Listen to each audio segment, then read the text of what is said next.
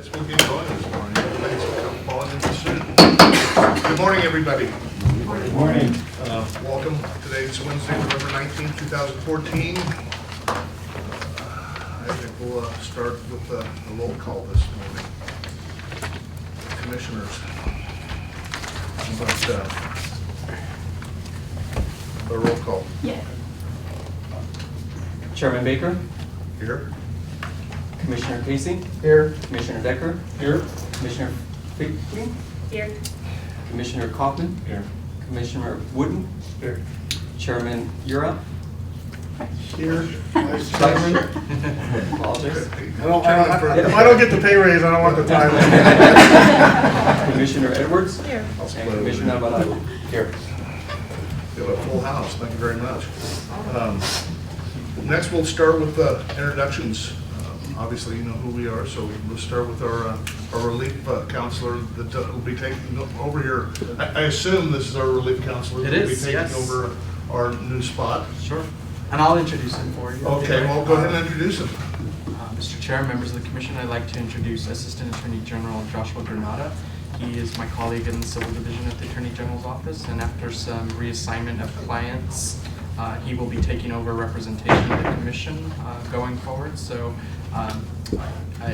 if you want to stand up and introduce yourself to the Commission. One, is there any truth that he begged to get off of this commission?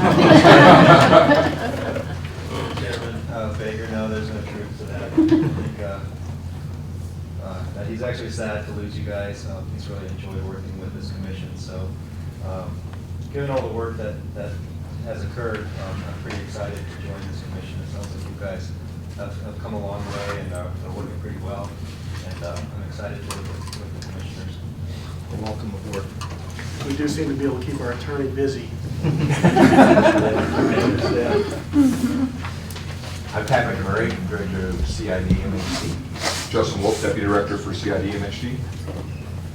Andy Dolby, licensing CID. Amanda Roybaugh, Compliance CID. Clay Bailey, LP Gas Bureau Chief, CID. Martin Romero, General Construction Bureau Chief. David Wall, Mechanical TAC Member. Tamara Kirkendall, Chief Mechanical Inspector, CID. JT Blackman, Mechanical Bureau Chief. Tom Sanchez, Chief Mechanical Inspector, CID. Francine Hernandez, PSI. Jack Malark, New Mexico Home Builders Association.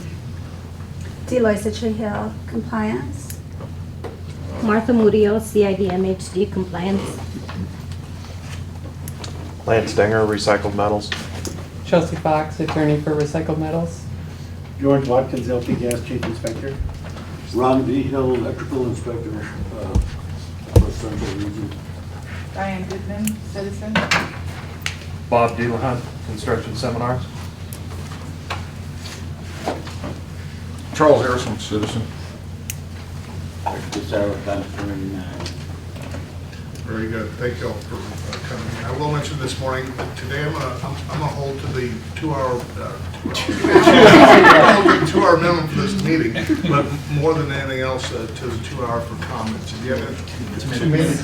Well, I don't know what they burned when they were in there. But 2-minute comments this morning, please, just for the sake of keeping this meeting on time. If you have anything that requires more than that, I would suggest maybe submitting it in writing to the commission. Next, I'd like to motion for approval of the agenda. So moved. Second. Motion by Kaufman, second by Commissioner Yearout. All in favor say aye. Aye. Opposed, no. Very good. Public comment. Does anybody have anything they'd like to say this morning? Please state your name and your case, and you have 2 minutes. Mr. Chairman, Commissioners, Jack Malark, New Mexico Home Builders Association. 2 comments. I'll keep it under 2 minutes. One thing is that as we adopt the codes, I would ask the Commission to keep in mind the cost of new codes. There is a cost of adoption. There's a cost to our local governments of books, CDs. There's pain and suffering with all the red tags as we all learn the new codes and that kind of thing.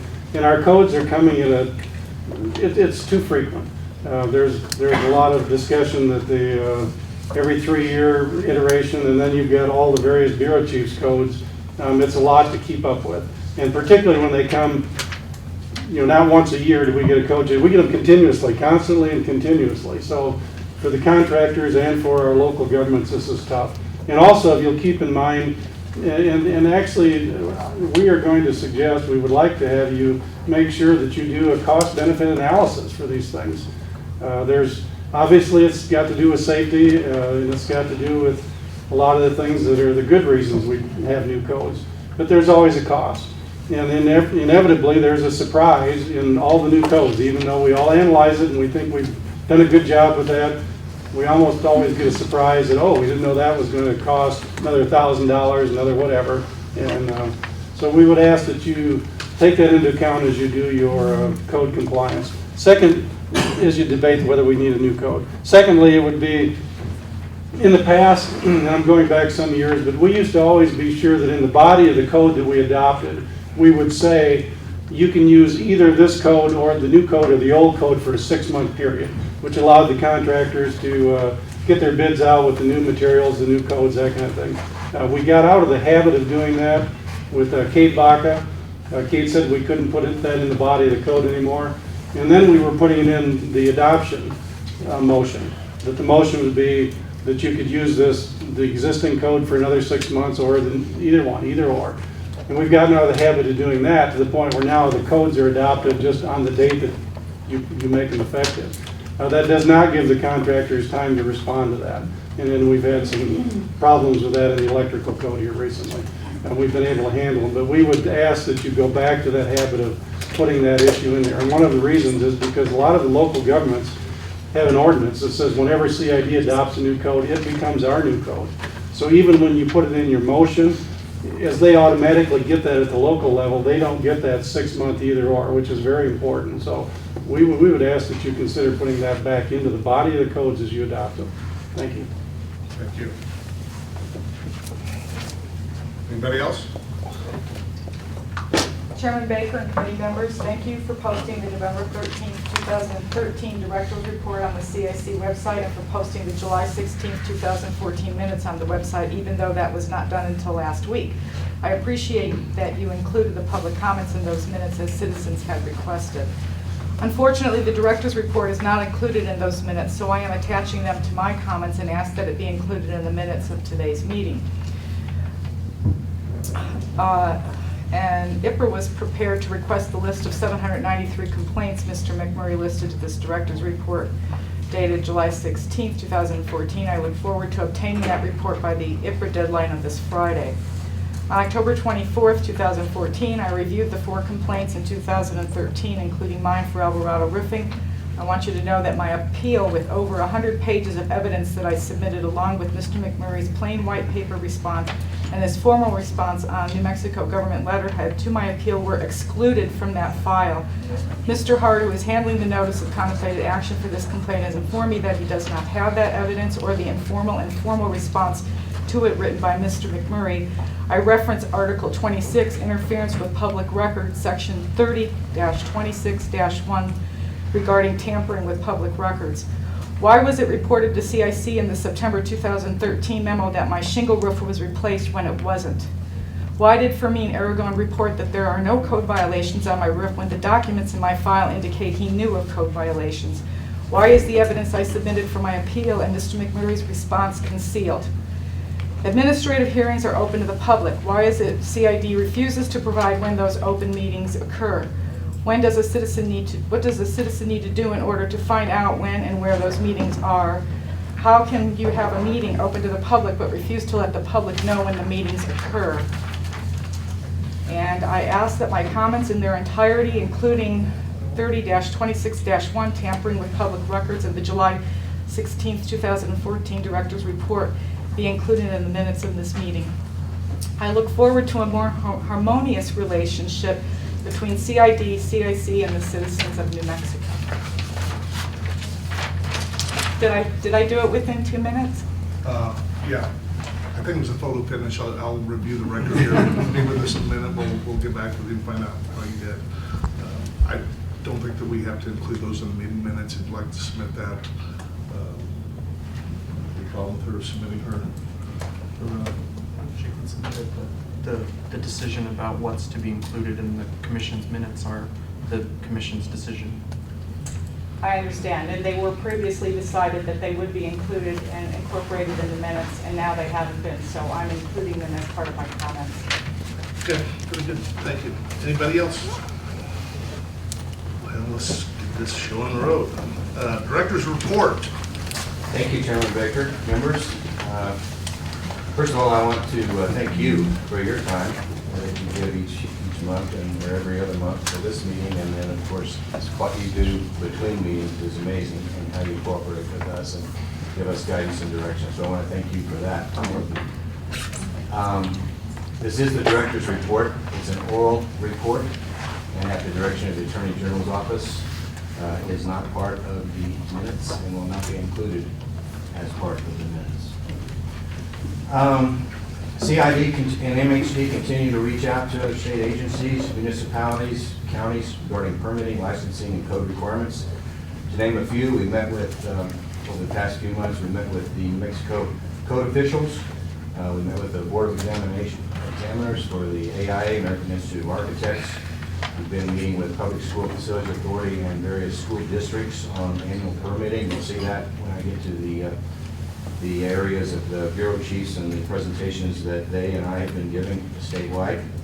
And we've been working with JAL New Mexico on an economic development project down there. And so we really are reaching out to these different entities. We're also excited about developing a new process to better serve our customers. It really gives them an opportunity to go before the TAC, Technical Advisory Committee. As you know, we have a TAC for mechanical, electrical, and general construction. And so this is a group already in place. They're experts in their field. They're very knowledgeable in each area, and we just felt it made a lot of sense that if there was a complaint, that perhaps the person or persons issuing the complaint could come before, give them an opportunity to come before the TAC and listen to their concerns, and then get another opinion and perhaps some direction from a group of experts before going through the whole process of appeals and that sort of thing. This doesn't replace or displace anything that's already in place for appeals and for decisions to be made by myself as a director or you as a commission, but I think it's a good use and good utilization of the TAC. I want to thank Commissioner Yearout. We did do this just recently on a mechanical issue, and I think it worked out extremely well. And we have the contractor back on site now doing the work for the person that was issuing the complaint. So I think it's a step forward, and it's utilizing some expertise that we already have in place. The other thing I'm really excited about is we're beginning some in-house cross-training with our MHD, Manufactured Housing Division, with their inspectors. And we're doing in-house training. Bureau chiefs and CID are leading that training. And the ultimate result will be that just for residential only, but the MHD inspectors will become cross-certified. And I think this does several things. It increases efficiency.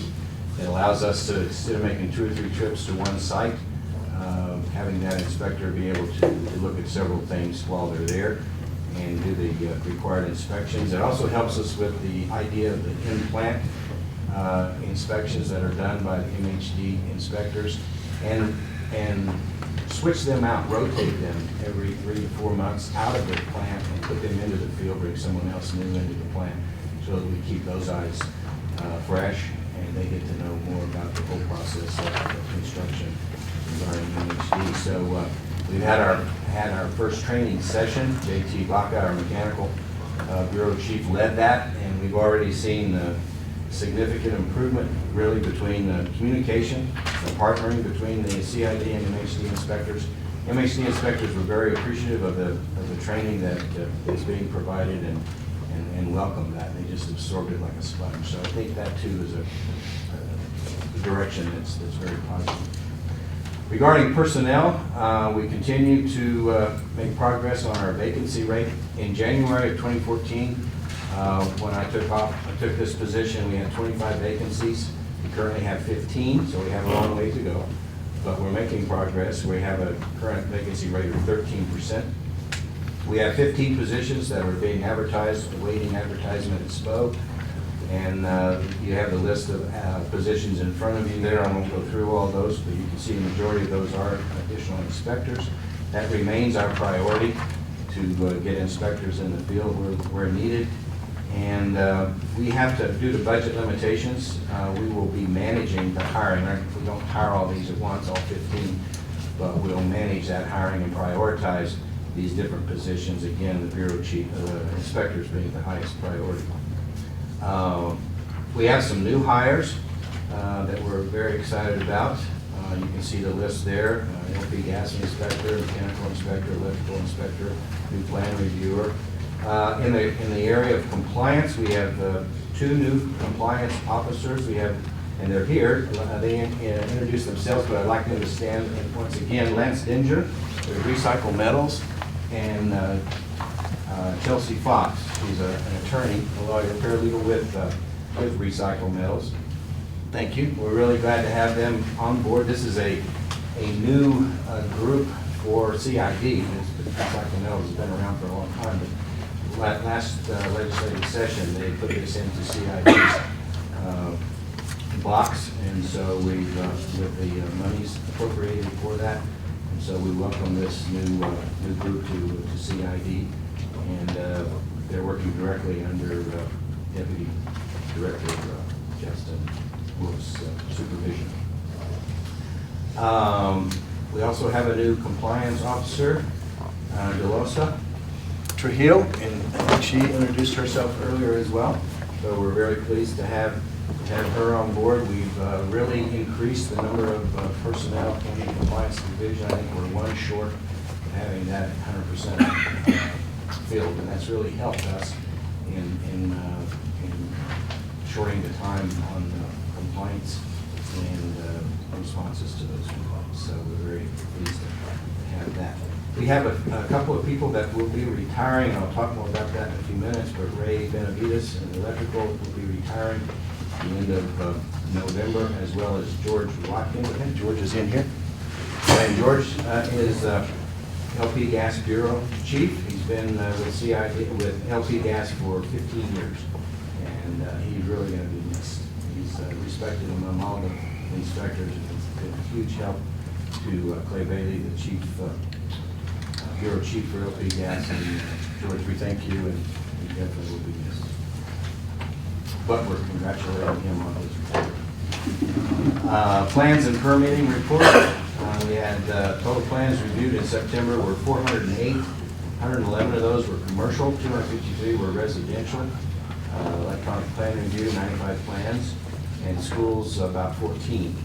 In the month of October, we had 474 plans reviewed, 122 were commercial, 294 were residential, 117 electronic plans, 7 of which were schools. Number of permits issued in September, October, general residential 478, general commercial 173, electrical residential 768, electrical commercial 400, mechanical residential 801, and mechanical commercial 291, and LP gas residential and commercial combined for 10,054 in LP gas. You can see the graph on the next page that just graphically portrays the numbers I just read for you, and that's pretty self-explanatory. We seem to be just staying pretty current with what we've done in the last few months. Looking at the Urinco project, which is in southeast New Mexico, $4 billion worth of construction. It's an amazing project. There's over 900 people on site, including contractors and permanent workers that will be remaining there once the project is completed. You can see the breakdown for September. And also the following page, the breakdown of structural, electrical, and mechanical inspections and permits for October. To date, we've had a total, from the inception of the project, we've had a total of 16,667 inspections on that single project. We've had over 600 plan reviews for that project. And I'm pleased to report that out of 67 contractors, general contractors on site, 47 of those are New Mexico owned. So they really are working with the state of New Mexico and bringing that economic development to our state. I'm very proud of our inspection group and team and the chiefs and bureau chiefs. We have some inspectors that are on site 24/7, and we've really kept up with this project. The plan reviewers are the pulse of the success, and believe me, they get packages, not just single submittals, but 11 or 12 packages sometimes in 1 week to review, and they're staying on top of that.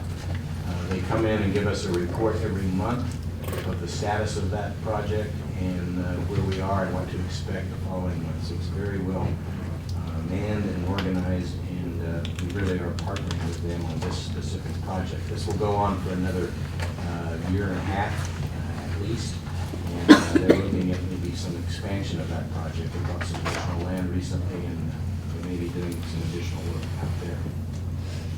On page 7, you'll see a report from the call center. In September, the call center handled 5,884 calls, emails, or voicemails, and in October, 6,736. So they're staying extremely busy and manning the call center very well. Regarding the bureau chief updates, first one I want to talk about is general construction. Bureau chief is Martin Romero. I'd like to make a comment on some of the remarks that Mr. Millark made earlier. We have not abandoned the idea of a 6-month waiting period after adoption of the code. The electrical does not do that and historically has not done that. But all the rest of them, the general and mechanical and, mechanical in general do have a 6-month waiting period.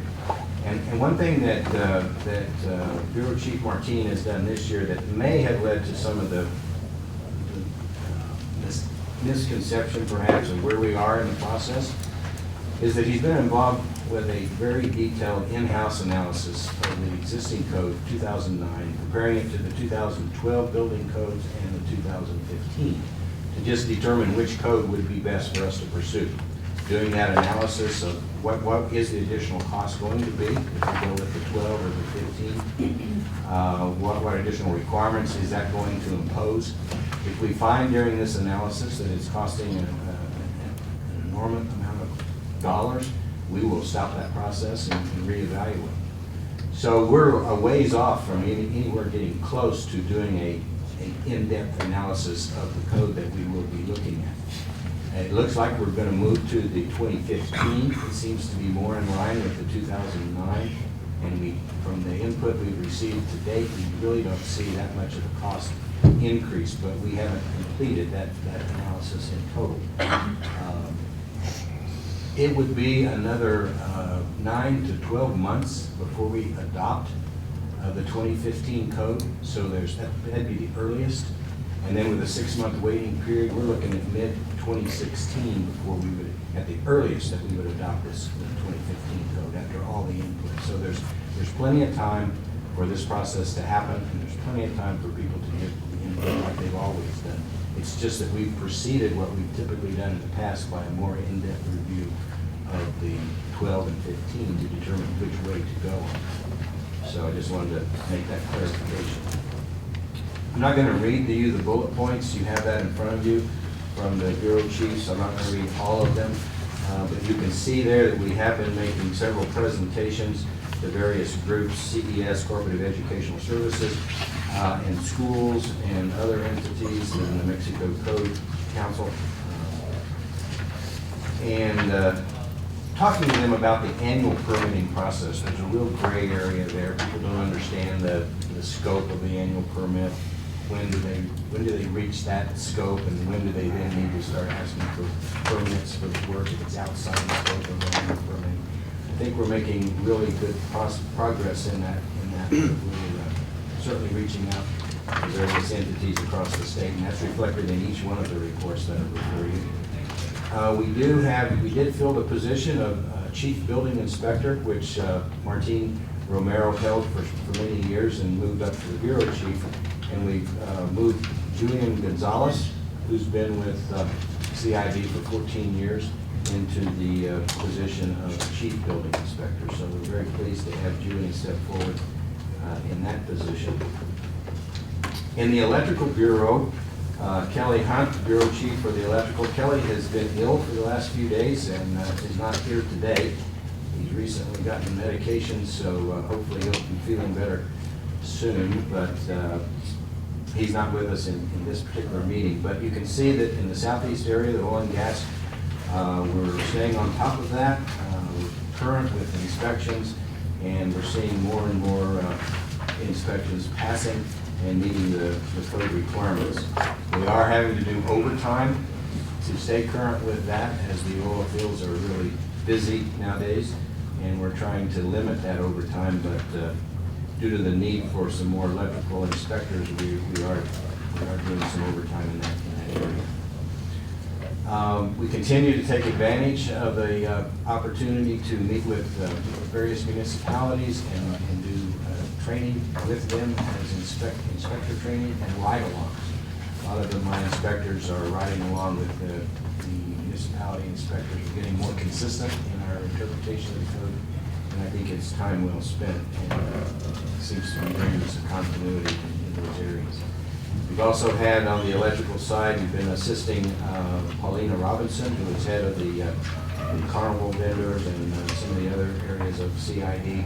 We helped her in the Expo in New Mexico 2014 that just was completed, and looking at some of the inspection requirements there. We did have an annual CID MHD training conference. It was a half day on the 18th and a half day on the 19th. It was really a great success. We ended with a barbecue. We did it here in Albuquerque and did some extensive training with the compliance group, and it was very much of a success. You'll see that reflected in each one of their reports. And we also have, I mentioned earlier that Chief Raymond Benavides was retiring. He is retiring on the 30th. Ray's been with us for 7 years as dedicated to the Electrical Bureau. He started as a roving inspector and was made Southeastern Regional Chief Inspector in the summer of 2011, and then later in December of that same year was named the entire Southern Region Chief Inspector. So he's been a real success story for us in the electrical side and covering a large territory, and he too will be missed. Before he retires, can he make sure that my jobs are We'll take care of you, Randy. I appreciate all your help too. It's been great work. On the mechanical side, J.T. Baca, the Bureau Chief for the Mechanical Bureau.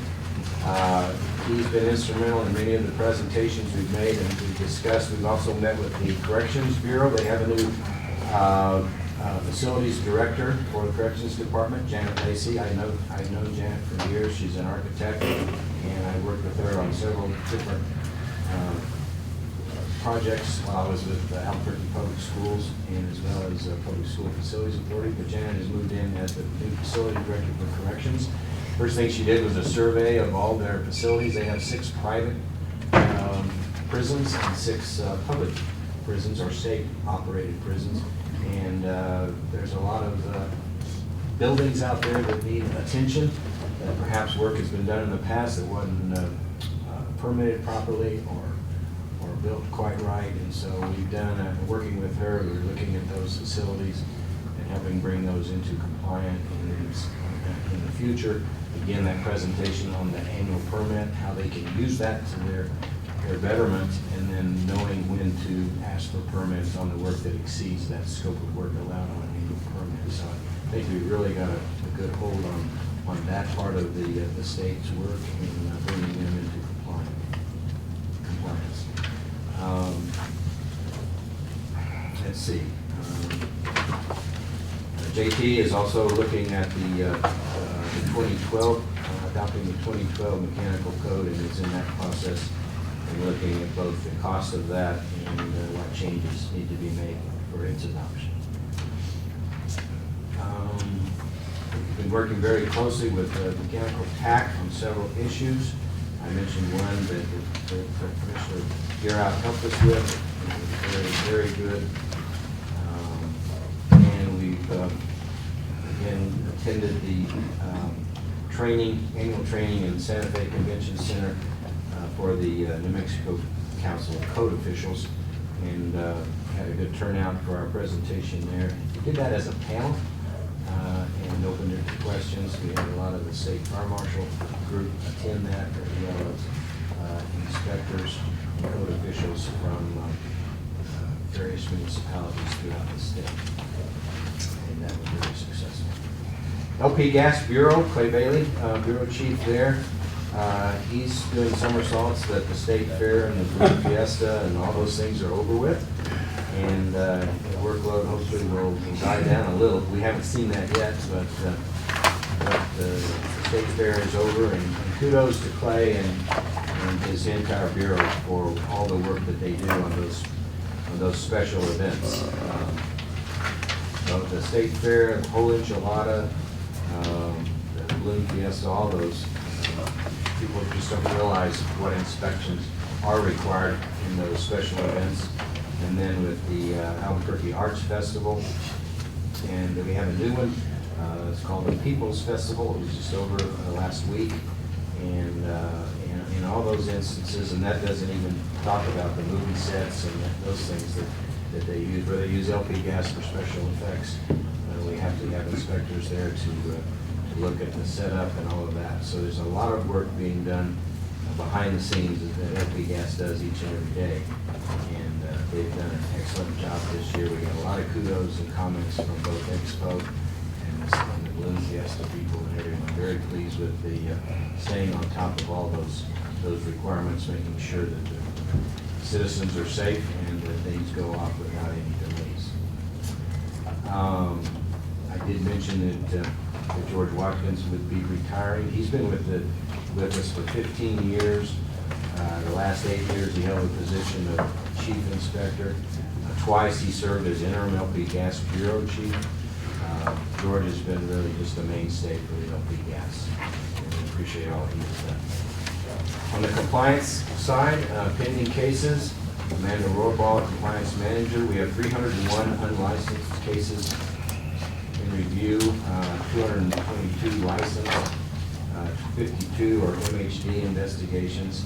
We have 277 cases at the AGO Office of the Attorney General for a total active investigations of 852. I'll stand for any questions. Thank you for your time. Randy, I got a couple questions on this statement for me. First question is, the two new compliance officers from Recycle Metals, are they actually employees of the state or is it a contract, or how does that work? They are actual employees of the state. Okay. Full FTEs, yes. So in saying they're with Recycle Metals, they're technically with the state now, is that correct? That's correct. Okay. Second question, maybe you can't answer this, maybe I need to ask Kelly when he's back, but why does the Electrical Bureau not put a 6-month grace period on there? I asked that same question, Commissioner Casey, when this came out, and the feedback I got was, and I did talk to people in the industry, I spoke with Chairman Baker as well. I think that there's just not that, the changes that are made within the electric code are not so broad-based as you would find, say, in the general construction side. And so the idea here is that once a code is enacted on the electrical side, they want to see the latest and most up-to-date requirements, so that immediately the electrical engineers that are working with the architects, et cetera, are incorporating those into the plans. Now, we're very open, and the ETAC, Electrical Technical Advisory Group, is very open that if a project is, say, in the 80 to 90% development of plans, and all of a sudden there's a new code, we're not going to go back and change those plans and introduce additional cost of design and time and whatever might impact that project if it's that far along. So there's certain instances where any design development or a client could bring that forward and say, this is going to impact me, and we would certainly review that. For the most part, those changes can be incorporated very easily as a project is being developed. I would certainly welcome comments from Chairman Baker or anyone else. Mr. I'd just like to add that Commissioner Casey, one of the reasons they don't have to wait 6 months is because electricians in the industry, the electrical industry, typically do it right the first time. That may be true, but that doesn't take the any code. And my concern is two things. Number one, had we had a 6-month phase-in, the problem with the rapid shutdown on the solar switches may have been brought out during that phase. Yes, and that's something else though that has come up, and the industry itself has brought it up, and we know that there's some issues because there's some equipment that is not quite ready for prime time usage. So, there's with any new code adoption, I think there's a period, and that's why we have our TAC committee, so Well, I those things can understand, be addressed. but that's why I'm saying the 6-month phase-in period allows you to vet that code out in that 6 months and problems like this can come up. And Chairman Baker, Chairman Baker, Commissioner Casey, I would agree. I think the industry was caught off guard with that, with the PV, that the industry had just not caught up with the code adoption. So there was 13 other states that put in that same position we were. And as soon as that was taken to the TAC, we did get the 6 months. Oh, no, I agree. I mean, the problem was rectified. All I'm saying is if we were to have that 6-month phase-in period in all codes, problems like this come out during that 6-month period that we can address before it becomes But it may or may mandatory. not happen, and I think the way that's being handled right now is. And I'd have been a lot less sympathetic to them if they hadn't come out in that time and they had the 6 months to find out. The other question is if you have a project that's 80 to 90% complete in the design phase, do we give them a letter saying they're exempt from the new code, that they can carry with their permit from now to whenever? Because what happens when 5 years down the line, someone comes out and says, these guys got a code violation on a code that we told them they didn't have to follow, but there's no paper trail that says they didn't? Yes, Chairman Baker and Commissioner. Ray, did you have something you want to say, please? Yeah, one thing I would like to mention on that 6 months, the electrical permit or that is drawn, even though it's drawn past that date, we pull on the code on when the building permit is being pulled with the code, with plan review and everything else. When that building permit is pulled and that date there that's issued, that's the code that we use. If that building permit was pulled before the effective date and they don't start till 6 months after, we still use the code that was in effect when that permit was pulled. So it can be even up to a year past that. And I understand that part, but my concern is, the director just said that a building that's 80 to 90% complete in the design phase would not be required to use a new code. Well, if that's the case, then we need to be issuing some kind of letter that goes along with the permit, because down the road, people tend to forget about that, and now this guy's on the hook for violating a code that we told him he didn't have to. Chairman Baker, Commissioner Casey, what I said was that if a design professional or a design team came and said, hey, this new code, we initiate everything in this code right now, and we're 90% complete, it will impact the cost of the project, it will impact the schedule of the project. They would have to come to us and ask for that. Otherwise, they would have to go on. But if they were to do that at that level, that's something we would certainly entertain. And at that point, we would issue something that says, yes, they're going to stay under the current code. And as Ron said, it would then be noted that that's the plan review that took place for the GS line or whatever. And that would be documented. Katie, did you have something to? Yes, if I may, Chairman Baker and Commissioner Casey, there's language in the New Mexico Administrative Code under the permitting section in 1452 that allows a project that is currently in progress, providing there is no interruption of activity in the permitting, and the permit is well in place, this project can continue under the codes it was designed and begun under until it's completed. Everything except life safety issues would be addressed under the new code. So a project can remain in effect under the old permit or the consistent permit under the old code. Right, but that's not what I'm questioning. What I'm questioning is because generally when you pull a permit, the code that's in effect at the time of permit is required. So what I'm saying is we have a guy that's about done designing a $10 million building, and in a week he's ready to pull a permit, and that Friday we change the code. No. I think the language. So Okay. No, I think this is very interesting because. I think Jack had something he wanted to add. Mr. Chairman, I think we're missing the point a bit. As you all know, in the construction industry, people have bids out. And they're doing bidding on a regular and continuous basis. And the problem is with the contractor who has the bids out and then the code changes midway, which was a lot of this problem with the solar disconnect switch.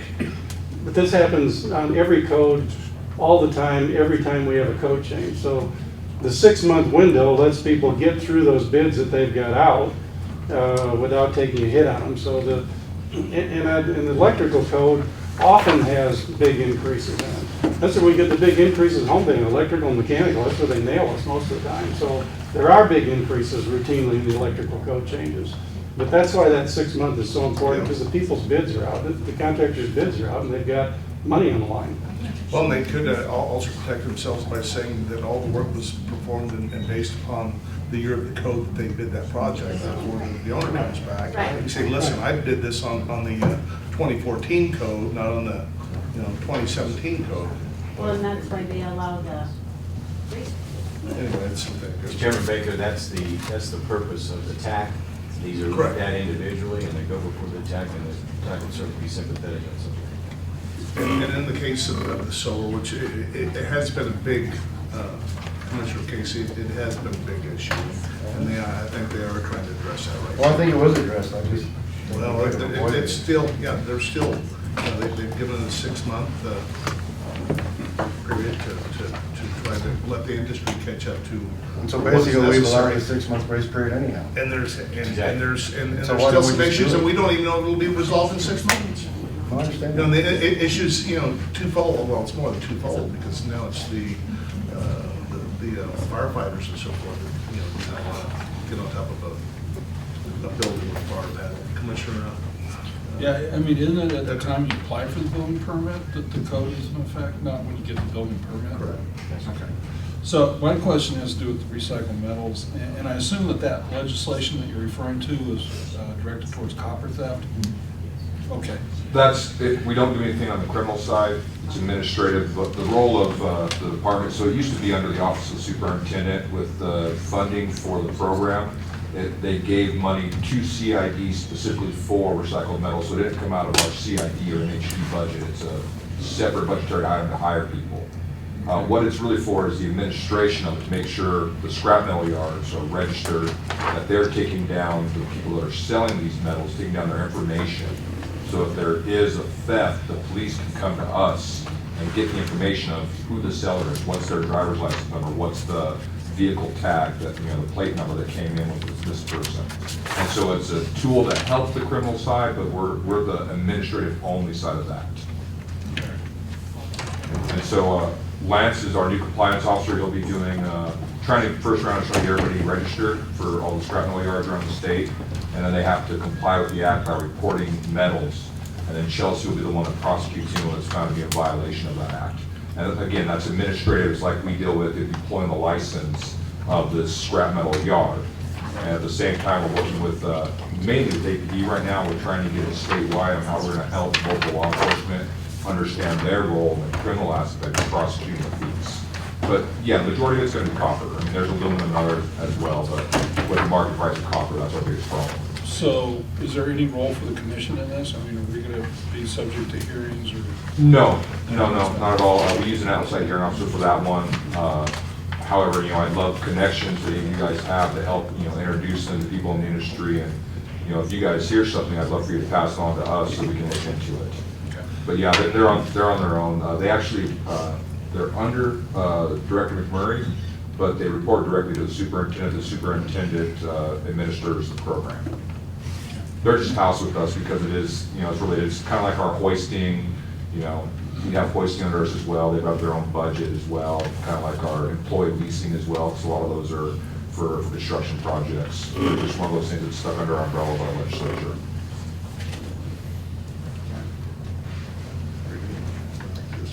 Director McMurray, does the, going also to Mr. Millark's comments, would it make sense, and maybe this would help with some of the changing code, would it make sense to change the codes on a specific date and not have a continuous rotation of codes changing? Could you say, July 1st every year, we're gonna make our code changes so that the industry knows they're coming and everybody can kind of plan on it? Would that make sense? I'm not sure you can. Everybody back there shaking their head, I'm no. not sure. Apparently it wouldn't. I don't think it's quite that, or Not that easy. static or that easy. And we do want to take the time between codes. Usually we don't want to adopt a code till it's in its 4th, 5th, or 6th. Well, I'm not saying you have to do it, I'm just saying if you did do it, if you Yeah. did it on a set date each year, or it might be easier for the industry to recognize it's coming. Comments, But historically, we try to do it for you guys to actually adopt it, we try to do it in your January meeting, and then have the 6th month be, July 1 is going to be the effective date. We try to do that, but you're talking about a lot of little changes that come up. That's the one field. that we're talking about. That's kind of the hard one to deal with, because they come up so often. I'll let both Martine and JT speak to that. Well, he's shaking his head no, so I'm assuming. Yeah. I know what the answer's gonna be. Yeah, Justin's right, Mr. Chairman, Commissioner Year, Justin's right, it becomes difficult. Sometimes things come up that we have to address immediately. Such as something as simple as a topographical error that somebody catches in the reports. We may have to go forward and just, add a 0 to a number somewhere. And it's that simple, I'm gonna have to do that here pretty quick. But on the national adoption, we try to work with the publication that's in effect, that the industry is exposed to on a national level within that code cycle. So the national documents that we look at to adopt as our base code, we try to do them on the 3-year cycle, which is the publishing cycle. But that's about the best answer I can give you. So, Well, that's fine, I just think, and towards that comment of making it easy, so does all the divisions do that list that you put out last week on the 2012 changes? They had significant change, not a significant change. Is that common amongst all the divisions? Chairman Baker and Commissioner Year, yeah, that's pretty common that the national code bodies will help us. We do that internally, and we also, I've been fortunate enough to participate on our Apple committees, and I was on one of the committees that did that last code change cycle, the significant changes. And you were looking at that from a cost perspective is what you were looking at. And I thought that was really helpful in reviewing those last week. And then finally, I will say this on that TAC hearing that we did. I thought that was a really great way to do it, because it was great to have all the inspectors and the contractors in the room to talk about it, as opposed to one person, not getting the point of view of everybody. I thought that went really well, and I was appreciative that they were there to help with that. So that's I like that. I like the way that worked. Thank you. And Chairman Baker, Commissioner Year, I think a lot of this goes to the contributions we get from our TAC. When you're talking about, those like the significant changes and things like that, our TACs really help us out on that. They deserve recognition. They are just putting forward their efforts, just as a public duty. And so I think that's another thing that, kind of makes it difficult, because they're vetting everything before it gets to back to the director to put in front of you guys. And so that also makes it kind of hard to get it going through on a regular basis. I appreciate it. I know Randy's the smartest person on his TAC, but in our TAC, I'm not. And it's great to have all those people sitting there. So. And let me correct you.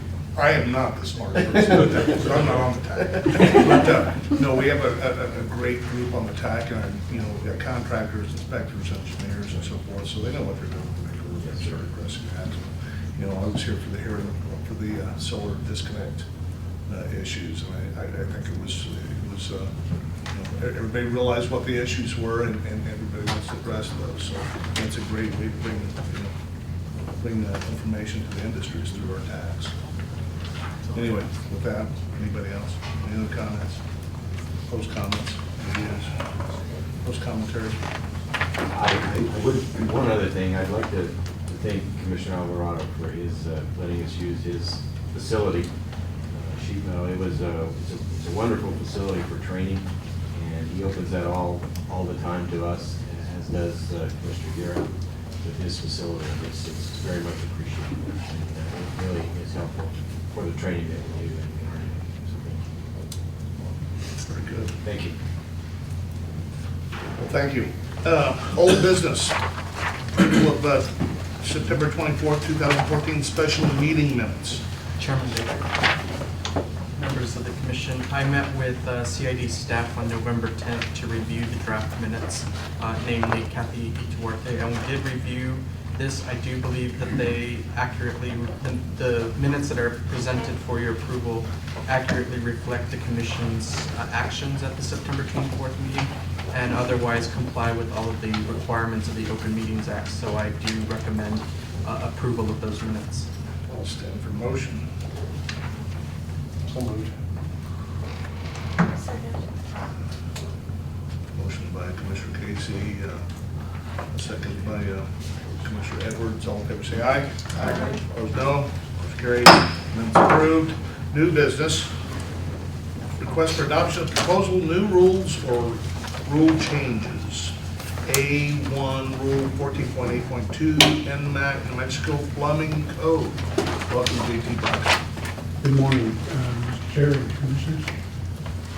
I come before you as the Mechanical Bureau Chief with the motion to move the changes to the New Mexico Administrative Code 14.8.2, namely the New Mexico Plumbing Code, be adopted. These changes will promulgate a rule that will adopt the 2012 edition of the Uniform Plumbing Code as amended. This rule update will bring plumbing systems installation in line with current industry practices and standards regarding safety and use of new materials and methods. These minimum requirements will aid in the protection of life and property for the citizens and licensees of New Mexico. Public hearing status and comments. A public hearing was held on November 3rd where comments were taken on the proposed rule. 5 comment letters were entered into the record and 8 individuals entered comments in person with overwhelming support of the court adoption. And I stand for questions. I got a couple questions in the statement. First, I just want to explain something because it was definitely taken out of context at the public hearing. The whole purpose of doing a cost benefit isn't because home builders don't care about safety, as was stated. That was just a ridiculous statement made by that gentleman. We care about safety just like everybody else. The point is everything comes with a cost. It's not safety at any cost. If that was the case, we'd be all driving around in $1 million cars and no one would be getting killed. Everyone has a choice. And every time that we increase costs on anything, we price people out of the market. When we price people out of the market, they buy older stuff that isn't as safe. And so oftentimes we get to a point where we've actually started hurting ourselves by increasing costs. I mean, Kelly made a comment that we buy a car with the most safety features that we can afford. That's a critical statement, that we can afford. Cars aren't affordable anymore to most people. My daughter has to drive a 96 Honda because that's what she can afford, and she's in one of the highest risks for having an accident. She should be the one who gets the most safety features, but through government regulation and other factors, cars are no longer affordable to young people, so they drive around in old cars that don't afford them safety. We do the same thing with housing and buildings. We price entry-level people out of the market for new homes, and they're forced to buy older homes, which aren't as safe. And so at a certain point, we have diminishing returns. And that's why a cost-benefit analysis is important. We need to know at what point that is. And so I'm not saying that by doing a cost-benefit analysis, because it increased the cost, I'm not going to vote for it. That's not what I'm saying. I'm saying I want an analysis that tells me why I should vote for it or why I should not vote for it. There's a cost and a benefit or a non-benefit to everything we do. And I think to ask for that isn't unreasonable. I think the other thing you have to look at is costs that aren't directly associated to the actual building of the house, but to municipalities and local governments that also adopt these codes. Every time we force Las Cruces, Clovis, Albuquerque to adopt a new code, that money comes out of another program that affects other people. And so, you know, it's not that because we want a cost-benefit analysis, we're not interested in safety. We're far from it. I'm interested in knowing that we're not hurting safety by increasing the cost so high that people can no longer afford decent housing. The mission of home builders is to create affordable, safe housing. And both of those are important, affordability and safety. And that's what we go by. And so I didn't take too kindly to a lot of the comments that were made at the public hearing. I thought they were way off base. and that's why I want to address it. So, you know, I expect that we should, anytime we adopt a code, we should have a decent cost-benefit analysis, not just on the cost of the homeowner, but the cost of municipalities, the cost of the state. What does it affect? Every time we increase the cost of a house by $1,000, that's $2,000 on a 30-year mortgage. Every time we increase the cost of a house in the state of New Mexico by $1,000, we price 1,600 people at the median income level out of the market. And so every time we increase these things, we're forcing people to buy older homes that aren't as safe. And so we have to analyze at what point are we the safest. And that's the purpose of doing this. And that's the only purpose. It's not because we don't want to be safe. We want to be safe. But we want to make sure we're not hurting safety in the name of safety. And then I guess my other comment would be, in looking at the plumbing one, there's a lot of strike-throughs, but like there's no new effective date put in here. You know, we struck through the 2009 New Mexico Plumbing Code. We didn't put in the 2012. And so if this is a document you really want us to adopt, it's not exactly complete.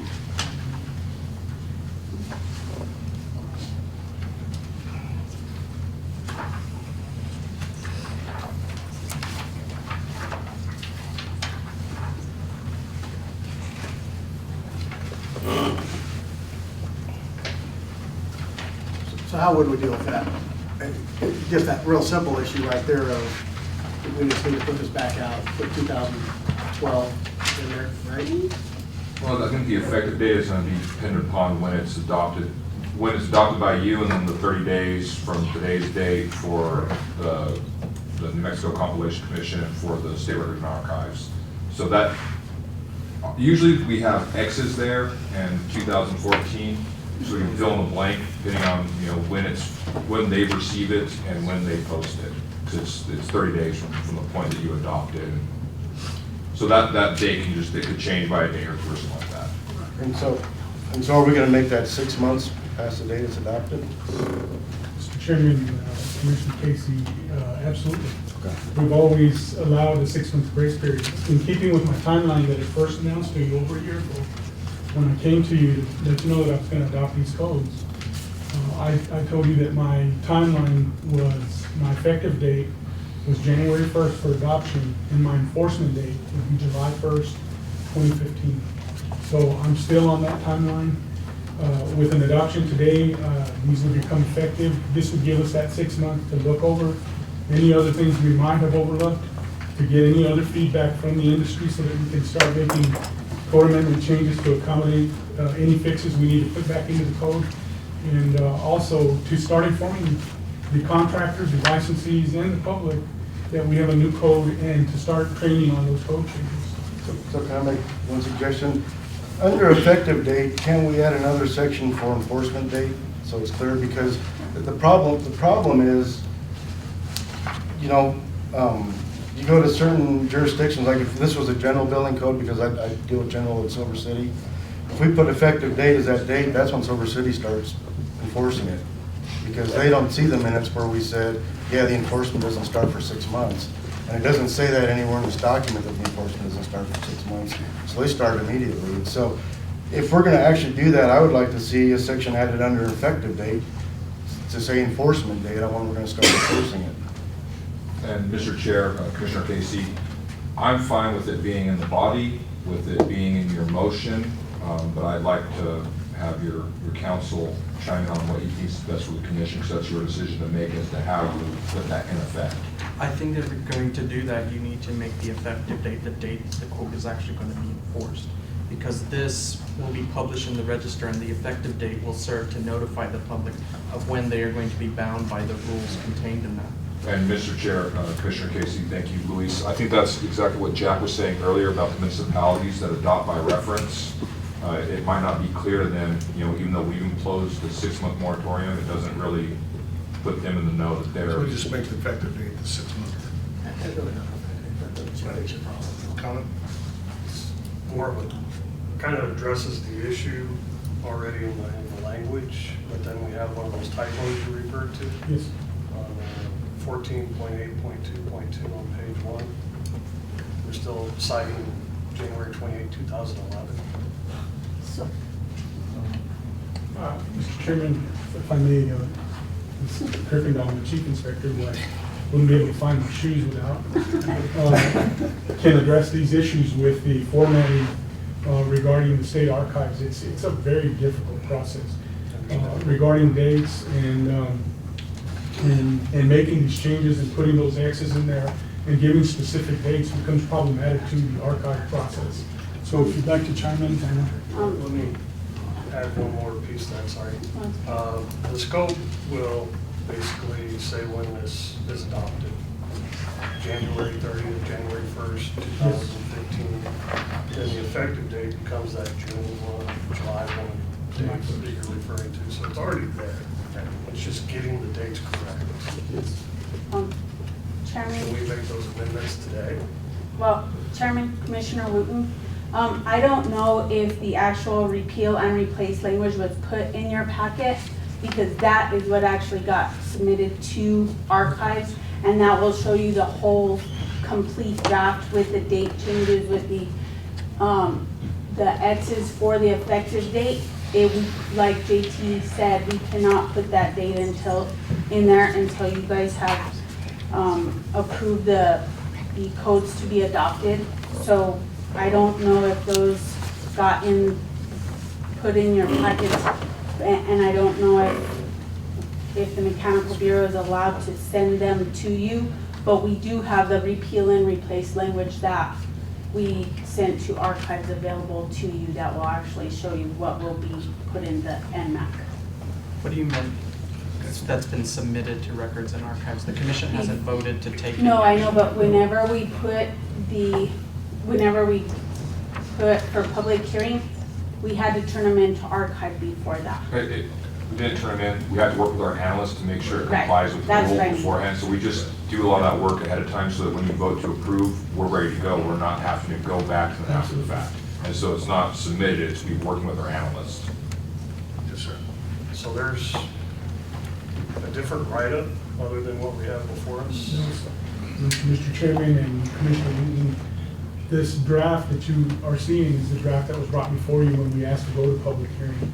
And the commentary is based on the drafts showing the strikeout language that's a little easier for everybody to follow, and that's my understanding that the commission has asked for that in the past. The drafts that Tamara is talking about is a complete draft that our analyst holds on to prior to, so that way we can meet our deadlines for posting, and it's kind of hard to meet those deadlines, to get it into the paper, get it advertised, and get it onto the register so that we have those complete language drafts already drafted out, less the dates and times once we get approved. So why are we not provided with that? I mean, now you're asking us to adopt this, but yet it's not the same thing that archives has. You say it is, but how do we know? I mean, in the past, we've had instances where it hasn't been the same. It is the same. I know you say that, but as a commission, when we vote on this, I understand that. you know, I mean, we should be provided with a document that's actually adopted. Well, see, and the thing is, Chairman and Commissioner Casey, I didn't see what went into your packet. We don't have control over that. We provide all the documentation to the individual who's responsible for that, and whatever she puts in your packet, we never see it after it leaves from here. We provide our executive summaries, and we do have plenty of draft copies. The drafts were placed on the website. We had them available at the public hearing for the public to see. So I'm not sure why she didn't include it. Maybe to avoid a lot of paper, additional paper. The contents of our packet is not subject. What's on the agenda, is that correct? I'm sorry? What is on the agenda is just correct. What's in the packet doesn't necessarily reflect what's in our agenda as far as the adoption of the 2012 public code. So if we could get, I would ask if we could get the current rule that you're proposing so that we can see what it is we're actually voting on. Sure. I think we could We'll have provide you with problem copies. moving forward what I would hate for us to do is get into the trap because everything starts becoming discoverable, matter of public record. This document doesn't match what we're actually voting on. It's gonna put red flags all over the place, and we're gonna keep our new attorney, because we're gonna keep their old attorney, which I would like to avoid if at all possible. Mr. Chairman, we can provide you with drafts this morning. Give us just a few minutes to get those together. Okay. Can certainly do that. If the commission doesn't feel prepared to move forward this morning, they can take the vote to table the action. I think it's in the best interest of the industry to sit there and try to review them and get them pushed through as soon as we can, as long as they're ready to go. So that action would push back the timeline of having a January 1 effective date, which is, we just deal with that. But We could get into you before or after executive session as well, if you'd like. I think the wrong version is just stuck in the pamphlet for you guys. We have the right version. I think you just have the wrong one in the pamphlet. We can get that, we'll probably review that too. So, Yeah, I got a few minutes right here. we want to move to the next, go ahead and address, how about 6A2, Rule 14.8.3, NMAC, New Mexico Swimming Pool, Spa, and Hot Tub Code. That's a mouthful. Yeah. Mr. Chairman, members of the commission, I'm here as the mechanical bureau chief to move changes to NMAC 14.8.3. And I'm just going to call it the New Mexico Pool and Hot Tub Code. Be adopted. These changes will promulgate rule that adopt the 2012 edition of the Uniform Swimming Pool, Spa, and Hot Tub Code as amended. This rule update will bring swimming pool, spa, and hot tub installations in line with current industry practices and standards regarding safety and the use of new materials and methods. These minimum requirements will aid in the protection of life and property for citizens and the licensees of New Mexico. Again, under the public hearing status and comments, a public hearing was held on November 3rd where comments were taken on the proposed rule. 5 comment letters were entered into the record and 8 individuals entered comments in person with overwhelming support of the code adoption.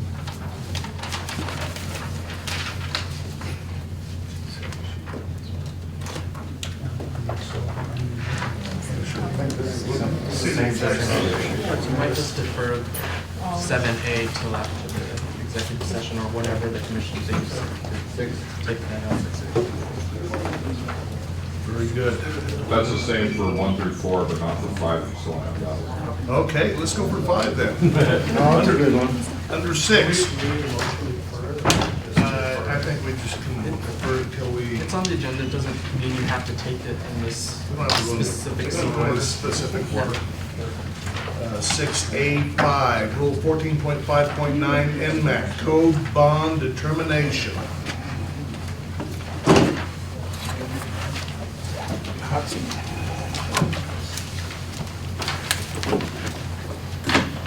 Good morning, Mr. Chair, members of the committee. So what you have in your packet today is what the subcommittee reviewed. We don't have a version that you all are talking about because we figured there's going to be some debate today. We won't present anything to records and archives until you all have made a determination. The subcommittee included Commissioner Edwards and Commissioner Casey. Deputy Wolf, myself, and Andrew were also on the phone call. And with that, I stand for questions. Well, I have a couple comments, imagine that. First off, I still have a real big problem with this 2-year thing, and part of it has to do with RLD's own form for the bond. On this form, it states clearly, no action may be commenced on this bond after 2 years from the earlier of the date which the final inspection of work was, which the code violation occurred was performed by the jurisdiction having code enforcement authority or the issuance of a data certificate of occupancy. So right on your own form, it says you cannot take action on a bond after 2 years. That's your form, which you guys put out. Mr. Chair, members of the committee, all forms will be revised according to whatever regulations you all. Also, from RLI. RLI states because of this form that they will not pay a bond that's been done after 2 years. They don't have to, according to your own form. And so my fear in this is you're going to let someone file a claim, as Jason likes to state it, 2 years, and they're not going to get paid. And then what are we going to do? Mr. Chair, members of the committee, you know, a lot of what we had planned to do was let you guys kind of have this conversation, but it really depends on how you guys tell us to enforce it. There is a debate between the 1 year, 2 year discussion. You know, we want to give anyone the opportunity to collect the bond if they so are eligible for it and meet all the requirements as much time as possible. But there is a debate on how much time that should be and how you all want us to enforce that. I just want to make sure that they can get their money. And I'm afraid that if the way the rules are written now, they're not, if you let someone wait 2 years. And so my concern is I want to make sure they can get their money. And I'm not so sure they'll be able to. Because RLD's own people seem to think that 2 years is the limit. And Mr. Chair, Commissioner Casey, we'll have to change the forms to match the effective date. And I mean, we do that throughout all of RLD. I understand that, but what I'm telling you is whoever wrote this letter, an RLD attorney, I assume, assumes that you can't make an action on a bond after 2 years. That's what it says. I think it tracks the statute. Yeah, that's what the statute says. You can't make a claim on a bond after 2 years. You can take no action on a bond after 2 years. That's not what your rules say. Your rules give them 2 years to file a claim with you guys. But you don't, that's not taking action on a bond. But it says 2 years from the date of final inspection or certificate. This is the bond form that you have to fill out when you get your bond. Well, the letter from RLD, is that? RLI. They're the bond Who is company. RLI? They're one of the biggest bonding companies in the state For code bonds? for code bonds. Okay. Their What's the attorneys have date? reviewed this. I'm not familiar with that letter either. It's Isn't it not free part of the word? record that I'm aware of. Is it part of the record? Part of, no, it's just the fact that I'm saying that they sent me when we looked at this letter, their own code form for getting your bond. Right, and that Well, is, the issue is the commission's decision on whether to adopt this regulation or not has to be based on the record that was created through the rule hearing process. So bringing in extraneous information at this point might pose problems or present an opportunity for a challenge if you do ultimately decide to adopt the regulation. So I would caution against considering things that weren't presented or commentary that wasn't made in the rule hearing. I mean, there was commentary made, but I didn't think 2 years was what the statute said. That's true. So, And Mr. Chair, members of the commission, we do have that language on page 2. And that's exactly what Commissioner Casey is referring to, and then there's a copy of the statute right there. I mean, we're here for whatever you guys decide. We'll make our forms reflect that and go from there. So if you have any questions, I prefer that they go to Luis because he's your legal counsel. well, I just think it's interesting that RLD's own attorneys interpret it that way. two comments if I may. Number one, I would assume, that's a dangerous word, that whoever that RLD attorney was may want to issue a second letter after reviewing the new code book and rethink their position, because at the point in time that they made that decision based on certain language, whatever language existed at that point in time.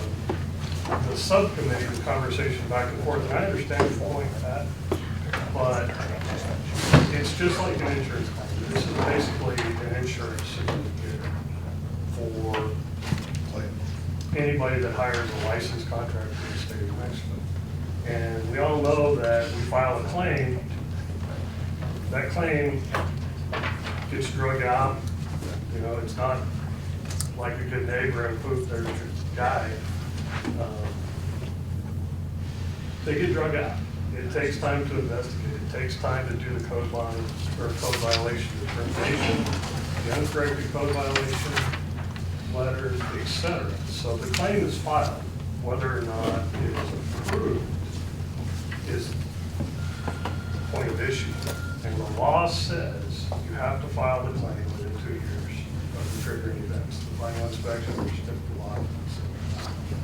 That's all it says. It doesn't say that the claim has to be paid within 2 years, it just says it has to be filed.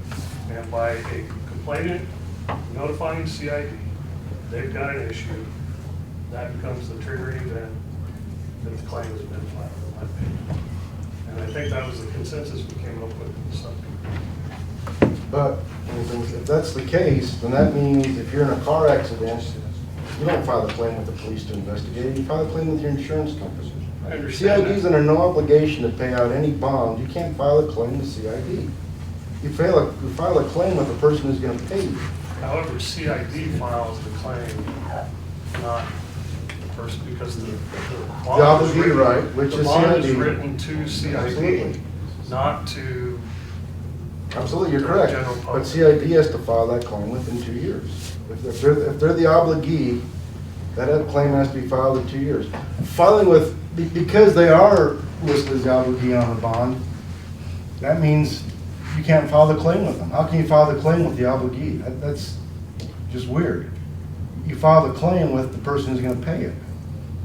I mean, you don't, when the cops come do an asking investigation, that doesn't file the claim. You file the claim with your insurance company, not with the cops. I understand that. I understand that, but the statute for that is, there is one. The statute for mandatory insurance is written differently than the code law I statute. understand that. So. But your comparing knowledge is the the two, same. I'm using it as a general example, that you file your claim and your claim isn't honored right at that point in time. The investigation into that claim begins. But my question is, So how, the claim, the statute states, and this is my position, the statute states, the claim has to be filed within 2 years. but how can the obligee file a claim with themselves? Because that's basically what they would have to do. They're listed on your bond form, right? So now you're saying they're filing a claim with themselves? 'Cause that's what they have to do. That's not at all what I'm saying. I'm saying that the agreed party notifies CID, and this was a discussion in the subcommittee. CID turned around and notifies the bonding company that the claim has been filed. There's no mention And of the that in the rules. statute, the statute actually does say that it has to be certified by CID. It doesn't say the claim has to be filed with CID, or actually that's the incorrect statement. It doesn't say the claim has to be resolved within 2 years, it says it has to be filed within 2 years. Claim. So they file with CID because CID does the investigation. If, to use your example, if you get in an accident, you call your insurance company, they're gonna turn around and tell you to file a police report.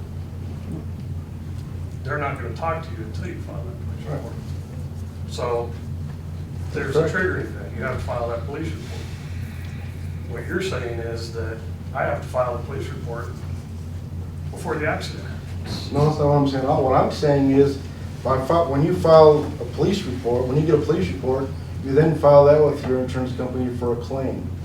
That filing of the police report, that police report is not a claim. I understand. That's a report. That's a report basically the same thing CID does through their compliance. They prepare a report. And that report is what you have to send to your surety to make a claim. You haven't made a claim just because you haven't made a claim with the police when they investigate your car accident. You haven't made a claim with CID when they investigate your complaint against the contractor. CID turns around and files that claim with the bonding company. But you have to notify CID. Right. And the timeframe allowed in here is 2 years, not one. I understand that. They have 2 years to file the claim.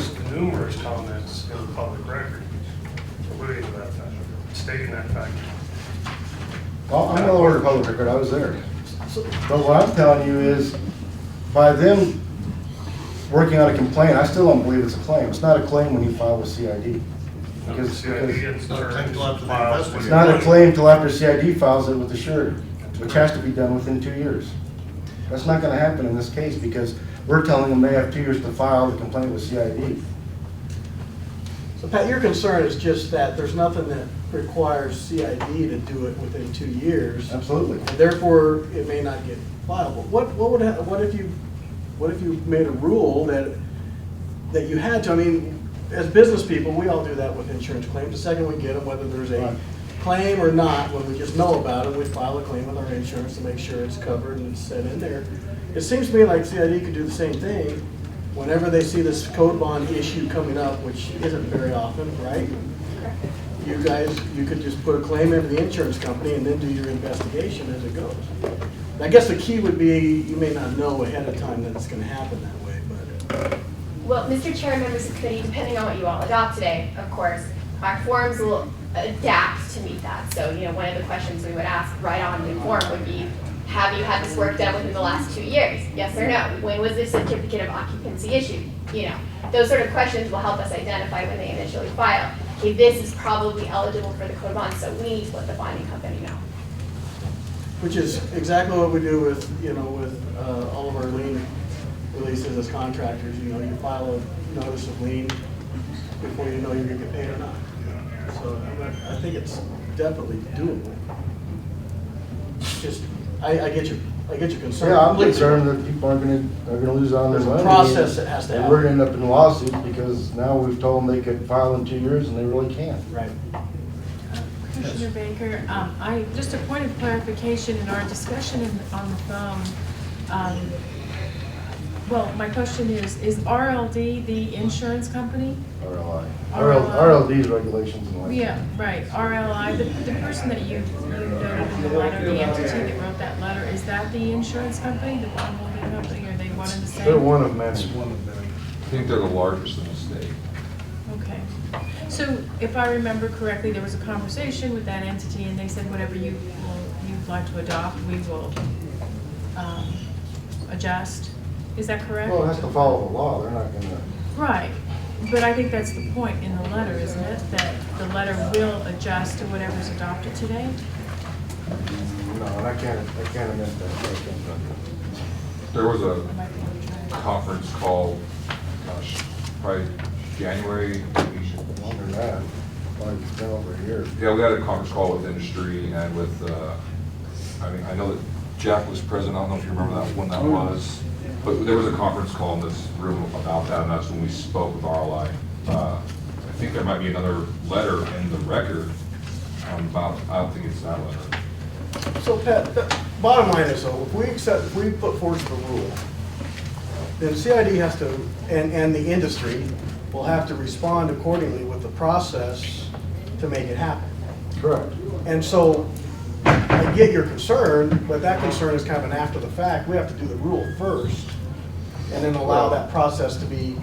We have to make a rule that deals with those concerns, or you're gonna have problems after we adopt the rule. What's the point of adopting a rule that doesn't address the concerns? Well, I mean, but I don't know, maybe I'm missing something, but with Ken's conversation, it's pretty clear, it's 2 years. It's 2 years to file a claim. Right, and so then I say all, I know it's not this easy, but all CID has to do is figure out how their process is gonna make that possible. Right, they have to certify a claim. A lot of the case kind of hinges on, and Renee pointed this out during the meeting, the definition of a claim. We let Webster tell us what it is, and I don't have that with me.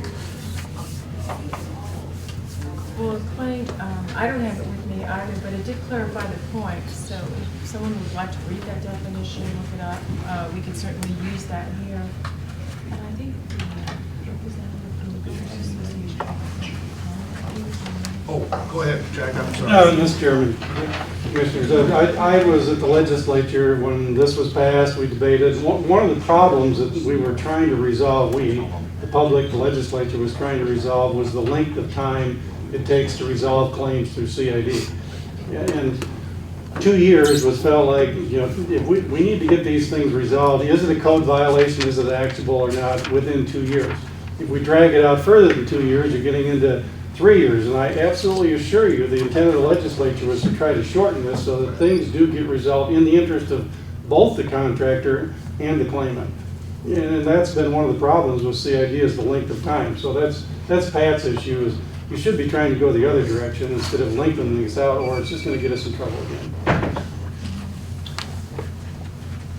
So I do have the definition of a claim, and we did discuss this in the meeting, and a demand for something as due, an assertion of a right or an alleged right, and so it's not an actual, it's an assertion of a right or an alleged right, and so I think at that time we all agreed that claim was the correct word to use when someone, consumer think made we a all complaint.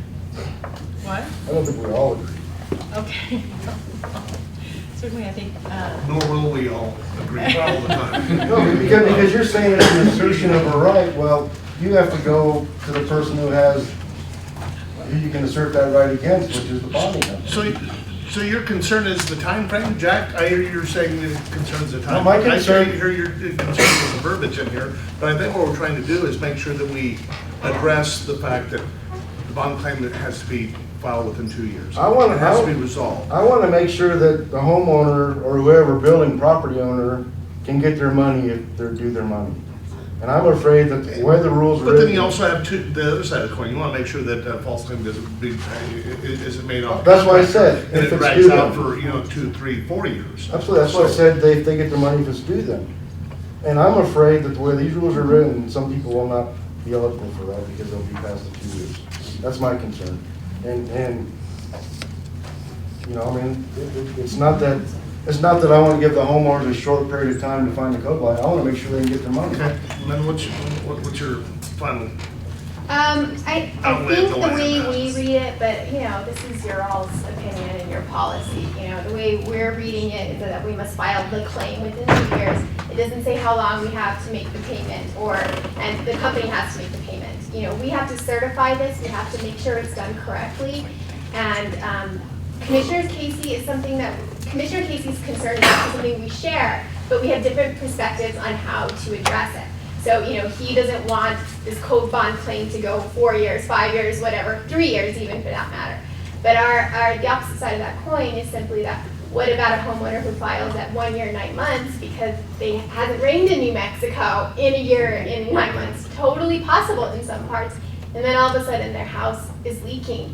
So if we eliminate that ability, then we're taking off the opposite side of the coin. So that's kind of, I guess, the way we sort of see it. And I actually made a comment to public hearing to address part of that, and that was that we would put language in there that said if you file within 1 year, we guarantee that it'll be done in time for your 2 years, and if you file at a period after 1 year but before 2 years, we would try to get it done before the 2 years, but there was no guarantee. And then that way people are on notice that, listen, I'm filing late, and they'll try, but there's not a guarantee that I'm going to get my money if I'm deserving. Well, anytime the state's involved, you don't want to guarantee anything, do you? Well, I think at a certain point, we ought to be able to guarantee them something. If we can't guarantee that we'll get this done in a year, I think that's a big problem. Well, I think that's what's being addressed, but in retrospect, if something happened, 23 months down the road, it's not going to be resolved within the 2 year period, so. But at least the people filing would have that notice. Commissioner Kaufman, please. I guess I'm missing something. The 2 years doesn't really mean a whole lot of getting done because I'm doing hearings now that are 3 years old because the respondent asked for an extension. Okay, so how are you going to guarantee 2 years when it's taken, the hearings that I'm looking at, the ones we're looking at here, are 3 years old, 3.5 years old, and you can read through them, and there's been 3 or 4 times and the respondent's asked for extension. So he waives all of his rights to the hearing dates and the notices, so it gets extended. So how are you going to compress that into 2 years when we're hearing deals here that are, none of them done in 2 years? There's not one in here I've seen that's been done in 2 years. So how are you gonna do it? I'm not too sure that's the same. It's not Well, it is. You say you gotta resolve the issue within 2 years. How are you gonna resolve it if he has it in process? You just have to file a claim within 2 years. That's what it seems to me, since you've gotta have it all settled in 2 years. There's no way you're gonna have it settled in 2 years. It's gonna go on for 4 or 5 years, 3 years. Exactly, no, it would. It just. That's what I keep hearing. It comes down to the 2 years. It's not gonna be detail. settled 2 years. It comes down to the detail, it has to be filed within 2 years. And I think that verbiage is fine, but, we can. One last comment, if I may. The statute says 2 years. They don't give us any leeway one way or the other. They say 2 years to file a claim. how can we back away from that to a 1-year time frame for agreed party to notify CID? A 1-year, 6-month time frame when the statute clearly says 2 years. I don't see any way we can move off of that date. You know, the 1 year, I asked the question in the subcommittee meeting, how did that get arrived at? Did you back into it? And in a manner of speaking, that was the result, was they backed into it. But it's basically arbitrary. And we can't act in an arbitrary manner. We have to go by what the statute says. In my opinion, it says 2 years. That's what we're stuck with. That's what we have to deal with. So we try and write a rule around the language of the statute. I understand intent, but we're not dealing with intent anymore. We're dealing with language. And so, you know, we have to work within those parameters. And I think this is a very good representation of the language contained within the statute. I completely disagree. It's fine. I just think anyone that thinks you can file a claim with someone who does not have to pay you is just wrong. And that's your right. I mean, but the language is, it has to be filed within 2 years. And I think that's Absolutely. what, But it I also think that's says what it we're has trying to to be, address here. it also says it has to be certified to file the claim. It has to be certified by CID. Right, but it doesn't provide a time frame for the certification. It only provides a time frame for the filing of the claim. I would completely disagree with that. So, what's the choice? Yeah, what's the option? Yeah. What's that? What's the option? How do you fix it? I think where they're getting this from is I think they think filing a claim with CID is filing, that's not filing a claim. No, how would you fix it though? How would you fix it? I think if you can't resolve it here, then you need to go to the legislature and ask them to clarify what they want. Because it's obviously that we can't do it. I mean. I don't know that it is, actually. I just think, I don't see as, I'm missing something, because I just think that if it's filed, they have to file it in 2 years, simple, straight, no ifs, ands, or buts.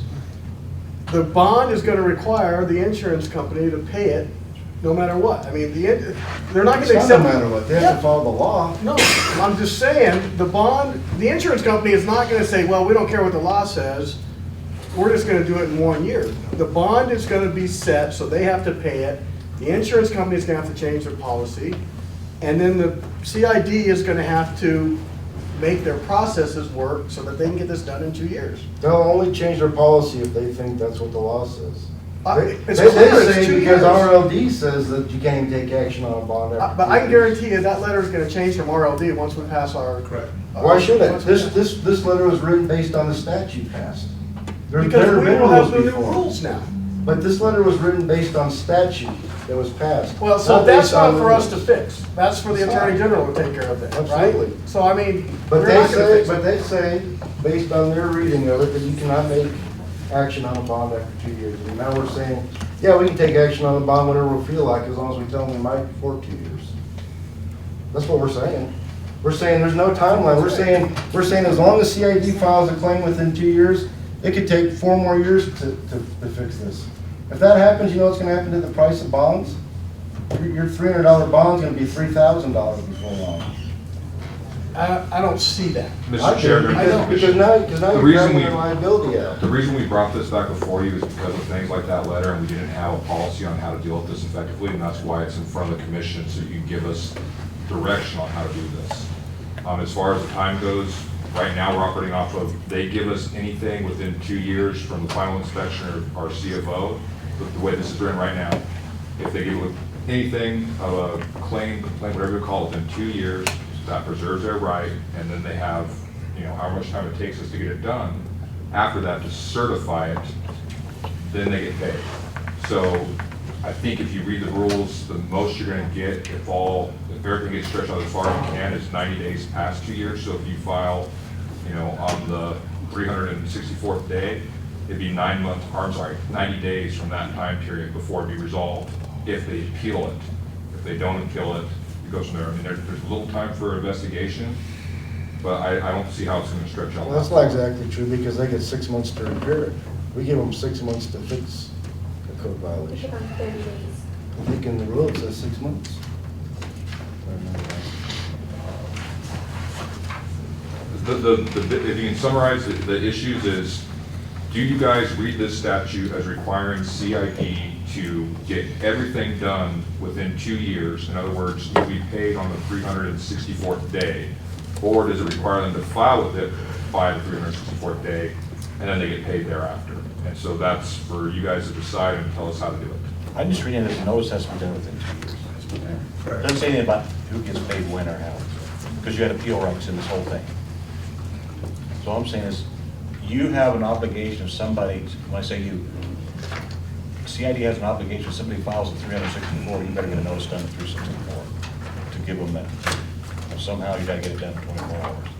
I mean, that's all I'm saying. You're gonna have a lot of 11th hour deals. But somebody comes in here 1 year and 11 months, a few days, you got a few days to get it done to get that certification. As long as you do that, that's the way I read this, you've complied with the law. You give a notice. It doesn't say it has to be resolved, it just says give a notice.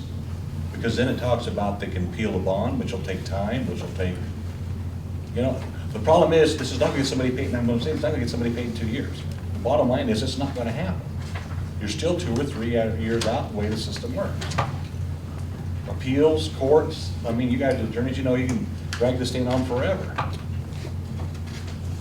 Mr. Chairman, Commission, the way, and it's, I guess repeating maybe, but the way we see this is they have 2 years to file, to claim that there's a complaint. Correct. And if they do that within the 2 years, then we immediately clock starts to respond and the clock starts. The only debate here is that, do you want to cut that time the complainant has to bring a problem to us to 1 year? I don't think you And can. I don't think you can. And by statute, we can't do that. By statute, we can't do that. And why should we? As Amanda outlined, there are circumstances when it may take a year and a half or more to discover there is an issue. I've had some calls within the last 3 months or something like that. And so that time is given to the complainant. There's no issue here other than the forms and the result, and the statute needs to follow, and the rule needs to explain it, and it will if you decide to, the way we're interpreting it, the way it's being interpreted. Okay. Thank you. One last comment, and it speaks to the intent, the point that Mr. Mark brought up, that it has always, in the past, it has taken CID a long time to resolve issues. That's changing at a pretty good clip. We found out today that compliance is fully staffed at this point now, which it hasn't been in the past. Getting through these a lot quicker, sitting on that subcommittee, we're actually looking at these complaints in a more timely manner. We're not running against timelines anymore near as badly as we were. It's still not perfect, but it's better. So CID is trying to address part of those issues outside of this code bond, and then they're trying to make this code bond rule to help them further address those issues, to make things more timely. We haven't had this ability other than a memorandum issued by a previous director that gave them any guidance on how to deal with this stuff. This rule is going to help accelerate that process even more, in my opinion, and in their opinion. There being CID compliance section. So, thank you. Do I hear a motion? I'll make a motion. I would interject there. There's a motion. I would encourage the commission to include in that motion any statement of reasons for the adoption.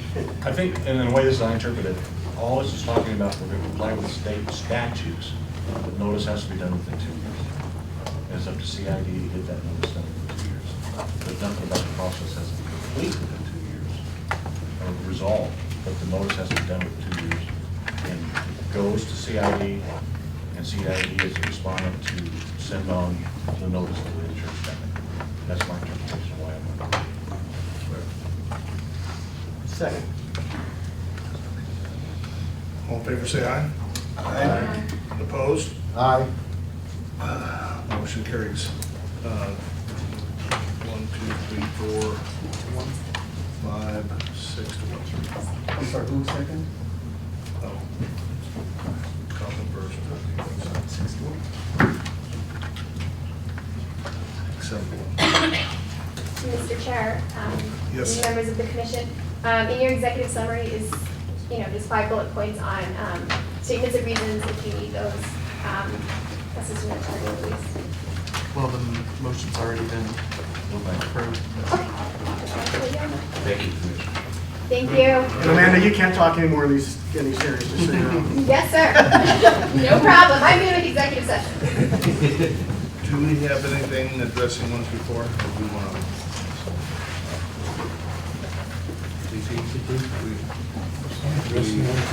Yes, sir. We're back at 4, 6A, 1, 2, 3, and 4. We've got the paragraph copy. So they remove.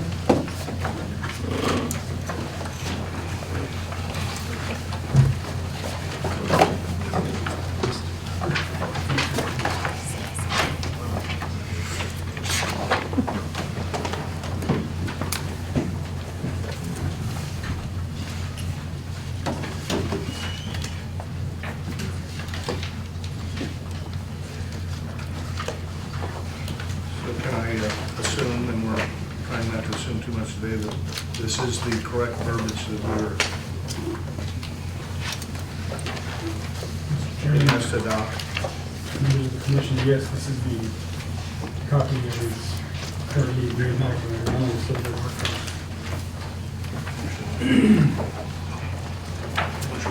14.8, 2.2 still has January 2011.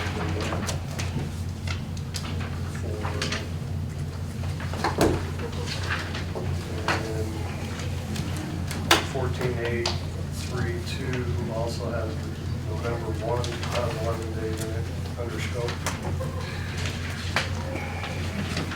14.9, 2 under scope, still has a 2011 date in it. And 14.9, 6, 2.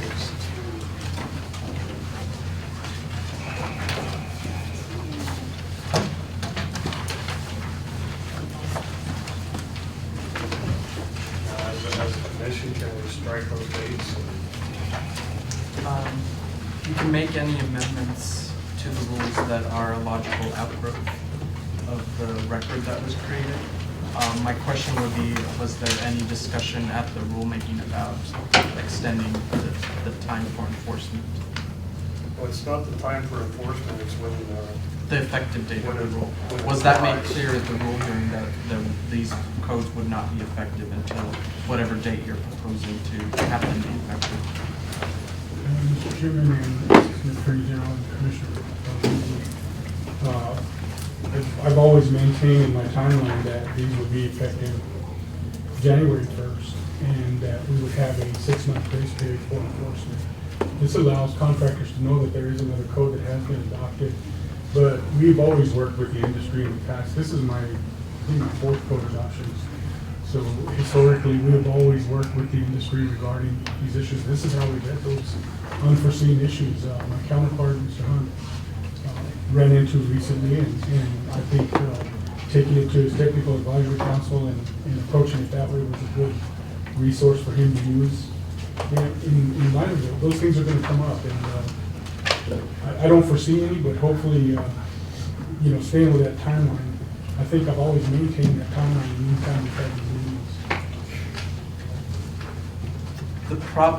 The problem is that timeline expressed at the rule hearing, and has the public been given notice that there's an intent to delay the effective date on them? I mean, I know that might be your policy, but there needs to have been some expression to the public that there is an intent to extend that in order to allow the commission to amend the rule to embody that. The effective date is highlighted in the public hearing. Okay. And structure, it's the scope date, because it would make this rule retroactive to 2011. And I don't think we want to do that. So the question would be, is in public hearing, because it stated that, let me read it. This rule applies to all contracting work performed in New Mexico on or after January 28, 2011, that is subject to the jurisdiction of CID.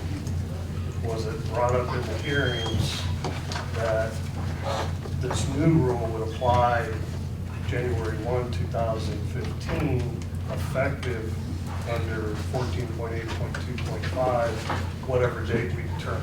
And I was at the hearing, I don't recall that being made clear, but I don't have the record in front of me. Or was it, we'll adopt this? I don't recall there being any identification of, the problem with the date.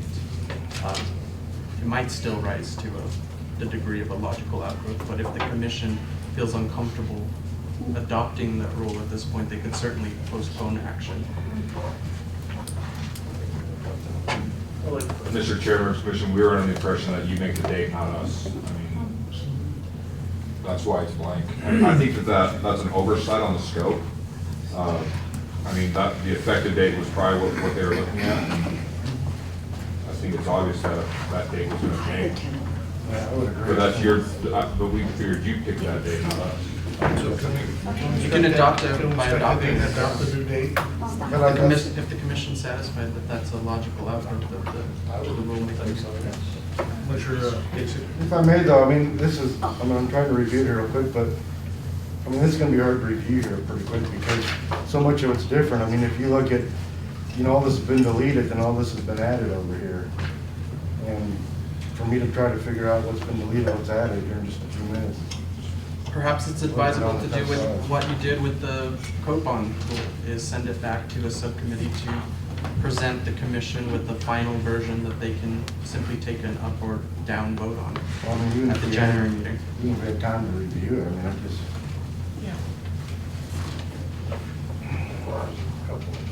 Can I make a comment? I'd like to say I have the video of that hearing. So if you want the video to see if it was discussed, as Mr. Carrasco said, I have the video and I can share that with you. I think we all have the other recording of it anyhow. Oh, okay, okay. Thank you. Mr. Chairman, members of the commission, I clearly think that was just in draft language, may have been something we oversaw. The intent was when the archives will set the effective date based on the adoption. Those dates will change and they will be consistent with the current adoption dates. So that if anything may have been an oversight, typographically, there was a lot of drafts that we worked with the analyst on, and she seemed to be comfortable with those drafts that we gave her. But did reassure us that dates would be cleaned up and changed at the point of this adoption.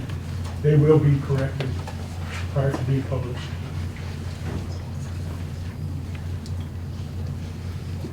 The commission can certainly take the time today if they feel it's a logical outgrowth to make the corrections that they think are necessary by amendment, or they can refer it to a subcommittee like you did with the code bond rule to do that cleanup work and present a clean version to the commission. Well, because if I look here, like, 101.4 unconstitutional, that's nowhere over here on this draft that we have. Mr. Chairman and Commissioner Casey, those strikeouts are the things that actually came out of the code. Right, I understand that. But then And we've added all the this. current draft that doesn't have any changes to it, or changes would be the draft copies that we've submitted as the language would read. Some of those were renumbering issues, some of them were changes from relocation of the code, renumbering. Yeah, I see where the renumbered, but like for this one, I didn't even see where, on our draft that we have in our book. It's not in there. It's not in there because we're required to give the archival department just the new language. That's what we're. I guess what I'm saying is I'd like to be able to study that for a few minutes. Well, one potential problem is that the rule that's given to the public for comments should be the rule that the commission's contemplating adopting, not an alternate version. So if you're adopting a version of the rule that the public didn't have fair game to give comment on, you are running the risk of, a challenge or having some procedural deficiencies prohibit going forward with this rule. I mean, I know that the archive staff don't necessarily look to the content of the rule, they're looking at it for formatting and what have you, but we need to make sure that whatever the proposed rule that you're contemplating adopting is actually what was sent out to the public for the hearing. Question to that, was this document that you provided to us presented at public hearing? We had copies available for anybody to look at. I don't. Not that document. The draft. This I is think one you guys that are you sent missing. it out to us. I think you guys are missing the in-between. I think you're missing the one that has the underline next to it. So I think there's just, this is kind of the final version. What you're seeing on this other one This is the is the very beginning. I think you just got the wrong way in the packet. I believe if you look at the record, that would probably make things a lot easier. I think I this think it's a one, mistake in giving you guys. I think this one that we have in our packet is the one that was, you sent out for public hearing, the one that was on the website for public hearing. And it's the one that we got on, our document for the commission meeting today. So I don't recall, I don't recall ever seeing any of these. They certainly weren't in the record of the public hearing because I didn't get them when we got the record of the public hearing. I think what's missing, if you look at the one that has all the yellow on it, I think it's obvious when you look at it has 2009 is just crossed out, and 2012 is in there next to it. I think that's what you guys are missing. Is what replaces. Yeah, 'cause this is just the deletion, not the deletion and replacement. It's just strikeout and So I think you're missing that. I think we just got a bad version in your books. But this is also the version that's in the public, that's in the record of the public hearing. These versions aren't in the record of the public hearing. Yeah, the last one. But the one This one here, was this one here with all the yellow on it is in the record of the public hearing. Correct. And then there's, tell me if I'm correct on this. This was presented to public hearing, the one that's in our packet. This is the natural outgrowth of that public hearing. And what you're saying is there's another document that kind of in between that has the strikeout and the new. I think there has to be, yeah. I think that's what. And that's the piece we're missing. Yes. I mean, And it is a part of the public hearing. I assume it is, yes. I don't have it in front of me. it seems to be my recollection that this is what was presented at the rule hearing, but I would posit to you that, this just represents strikeouts. If you're adopting striking and adding language, that should be included in what the public receives and is able to provide comment on as well. So you use your phraseological outgrowth of that So conversation. adding language wasn't. Logical outgrowth. We would need to consult the record to be sure, but now that I'm remembering, I remember seeing strikeouts, but I don't necessarily remember seeing. Well, it wasn't. I mean, I read it last night, listened to the tape last night. And this is what, this yellow strike is on it, in the public record. So Pat, it didn't have the. We didn't have any of this language in it. And my concern is, once we strike these out, this is all then new language that should have been considered. It wasn't at the public hearing.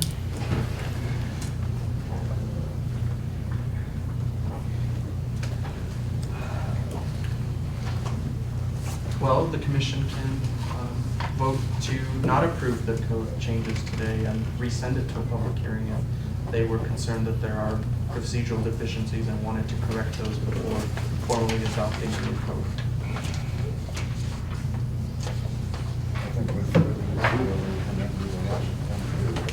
So what would go to the public hearing, You would need to have the version that incorporates whatever formatting The repeal and replace. version that's going to, and whatever text is to be struck and added in. What you should have is the one that we're missing, the one that's got the X out and the new stuff underlined. Right now, we have too many ambiguities here between what we have and what we don't have and what we should have. Chair, would you entertain a motion? Can I ask a question before you do that? So if we do the one, want to make sure, if we do the one that's in between, we think we're missing, well, would they bring back, say this one's the one we'd actually vote on then? Because it's clean. if that incorporates the other stuff we talked about. That's what they should do. We should put out to the public the version with the strikeouts and the additions, allow them to comment on that. And then based on the record that's created, a clean version could also be submitted along with that the commission could vote to approve up or down at that point. They would still have leeway to make some changes as to logical outcomes, but that would seem to me to be the simplest approach.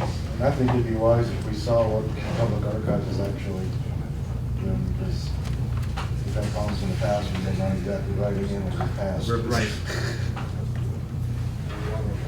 Mr. Chair, I'd like to make a motion that we send this back, send Rule 14.8.2, NMAC, New Mexico Plumbing Code, Rule 14.3, NMAC, New Mexico Swimming Pool, Spa and Hot Tub Code, Rule 14.9.2, NMAC, New Mexico Mechanical Code, and Rule 14.9.6, NMAC, New Mexico Solar Energy Code, back out to a public review and comment, including a striked out version of the current code with replacement language that's proposed in the documents that goes to the public for public comment. I'll second that. Okay, comment? All in favor? Aye. Opposed? Motion carries. Okay, Mr. Chair, I'd like to make a recommendation that from now on, that we kind of follow what we just proposed in that previous motion so that we avoid this in the future. Thank you. We'll have our bureau chiefs work with your legal counsel to make sure we get that. Thank you, Counselor. Deputy Director. Yes.